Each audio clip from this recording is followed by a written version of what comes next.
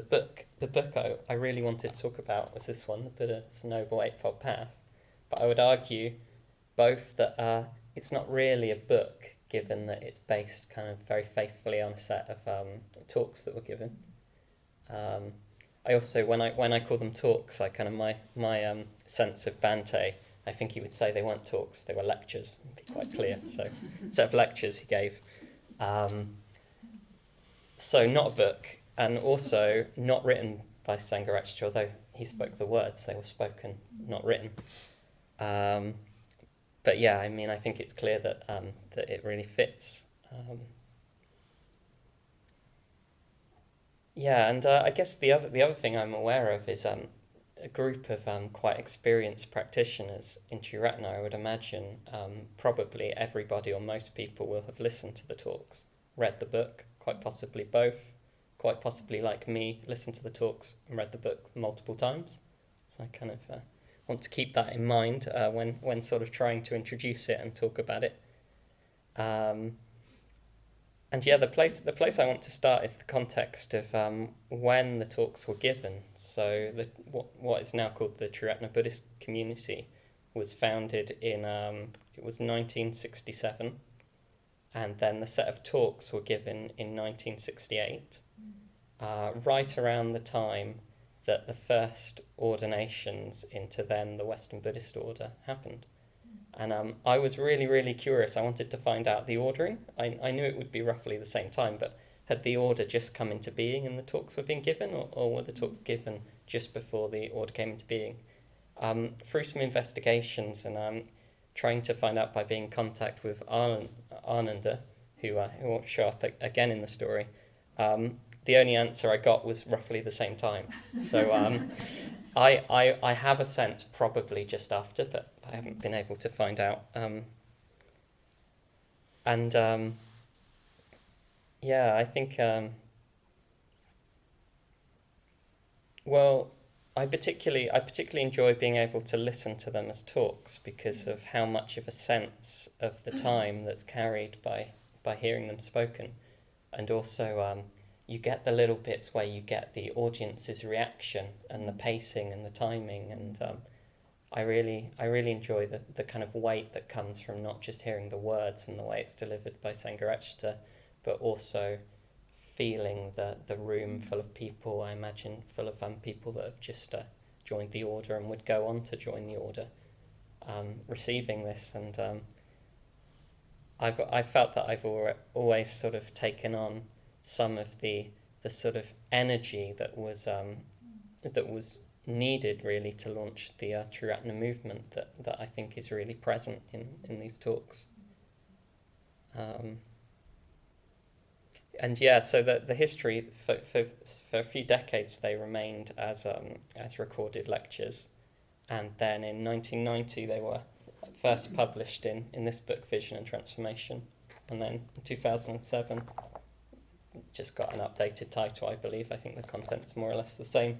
I find that like listening to the talks and reading the books near each other, I realise like it's incredibly faithful, kind of word by word, and probably one of the main places I've noticed edits have been made has been where kind of humour wouldn't translate so much in written form, and so it reads quite nicely as a book. And I'm also really grateful that I can sit down and consume it in written form, because I think there's a place both for listening to it as lectures and reading it in a book.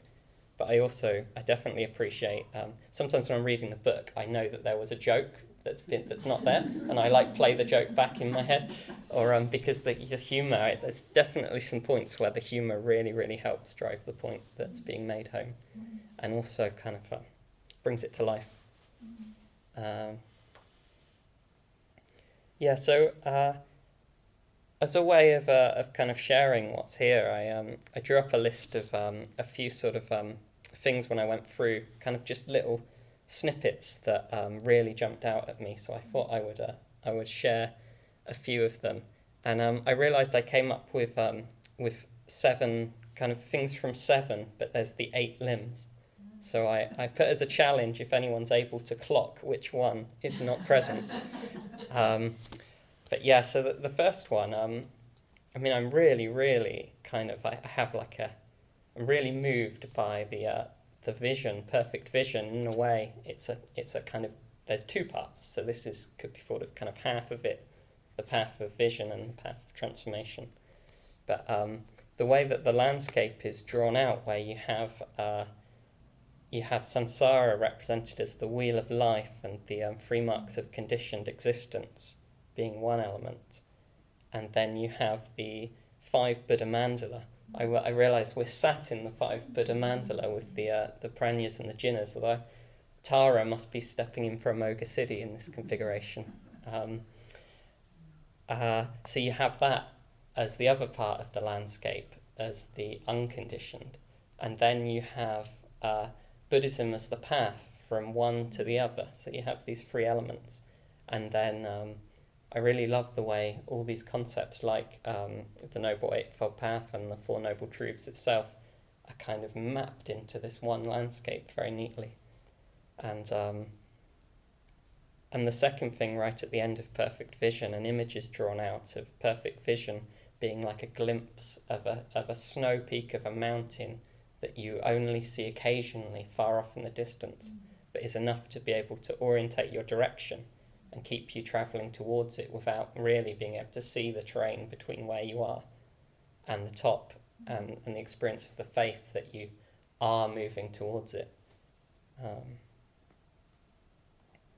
So the next thing, it was very easy to pick something out of Perfect Emotion. In fact, it's highlighted in italics in the book to make it really clear that you should maybe read it twice. But I find, particularly the first time I saw this, I just had a kind of wow reaction to the clarity of this. It's of course the central problem of the spiritual life is finding emotional equivalents to our intellectual understandings.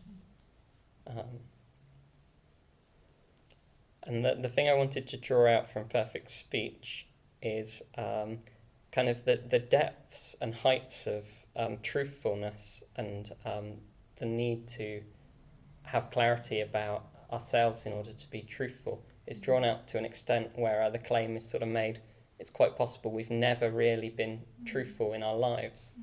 And I found that a very striking reflection to be brought along that kind of argument around truthfulness.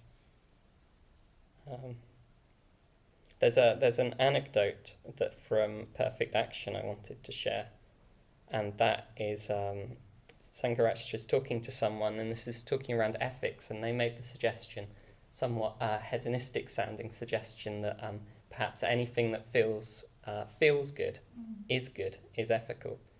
And it really struck me that Bhante, rather than dismissing this, kind of brings it out as saying it's quite possibly a very positive thing in a step from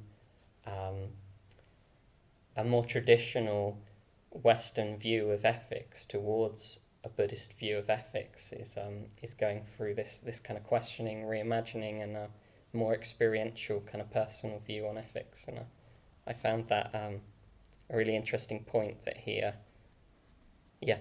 said he thought perhaps it wasn't such a bad thing to look at things that way, at least between one point and another point. So perfect livelihood, what stands out about that isn't really anything about livelihood, but that it's drawing out that everything else is around personal vision and not personal vision, but around personal transformation in light of a vision. But the step of perfect livelihood is like societal transformation and how that really deserves a place, and drawing that place out in the path.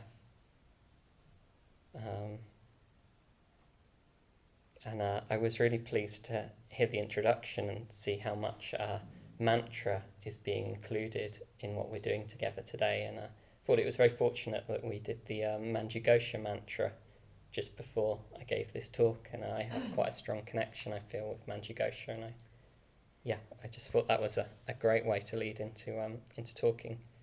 And in perfect awareness, Sangharakshita brings in the practice of mantra in terms of awareness of reality, explaining that mantra is a way of connecting us to reality. And the final highlight I'd like to share is from Perfect Samadhi, And what I love about this is he basically just doesn't say anything. He makes a little bit of a point about how there's nothing to say, and sort of quits there. I believe from the recordings they say, and then we're going to go do a puja, but the sort of talk content ends early on that section, which I found quite a powerful point. So I think the main thing I wanted to share about these talks and books is how they've been such a source of inspiration. They certainly have been personally. I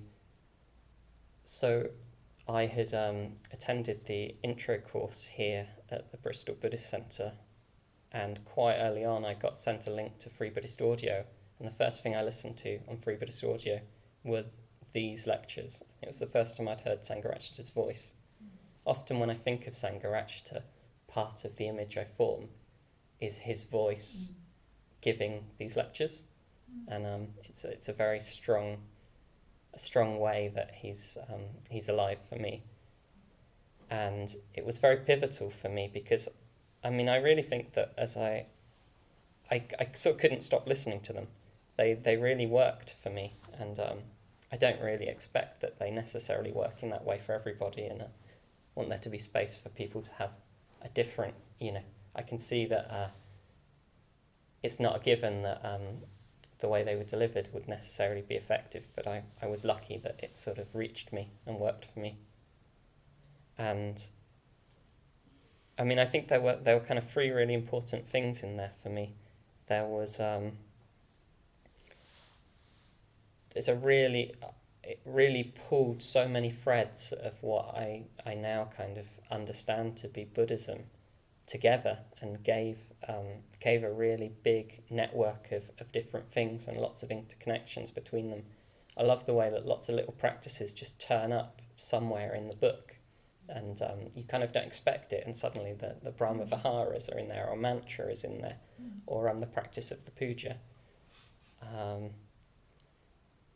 And that even things like, although the Noble Eightfold Path is the fourth of the Four Noble Truths, the Four Noble Truths are then also contained within the path, and things are often linked in lots of different directions, which I found really helpful because it made it feel like a whole that was that I could begin to understand. And I've always had the relationship to it that I felt like it very much feels like a masterpiece to me from Sangharakshita. I was really happy that I got the chance to just go through it again in order to prepare to give this talk. I think it's all too easy to think, well, I'm very familiar, and to go a long time without going over them again. So I can certainly recommend the value of doing that.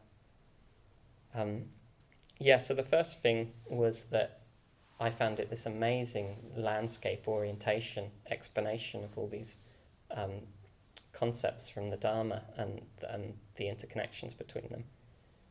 The second thing I found was there was just a sort of faith connection and inspiration. I felt like I'd got this sense that like I want to practice this, I want to follow the Buddhist path, and I gained that. One part of the initial or the weight of the inspiration that I had to do that, I think, came from the impact of hearing these lectures. But then the third thing that was also contained, as Sachalila mentioned, was at the same time it brings it really down into practical stuff that we can really start to do. So it was the intention to start walking on the path and the set of steps that I could take all together. But that's to talk of kind of how it's been important in terms of inspiration for me personally.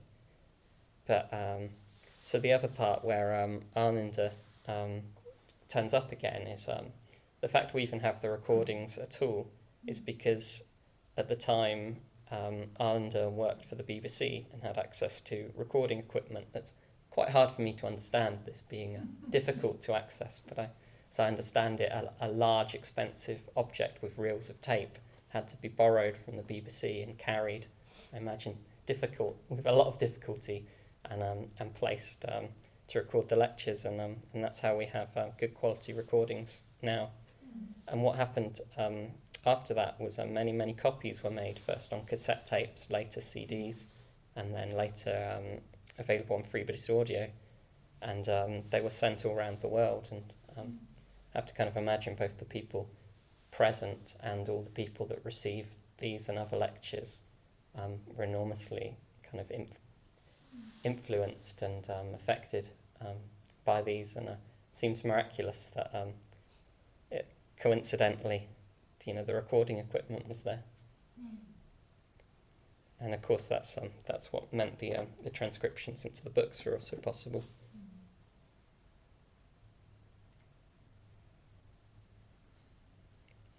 I mean, basically that's where I'd like to leave it, on the note of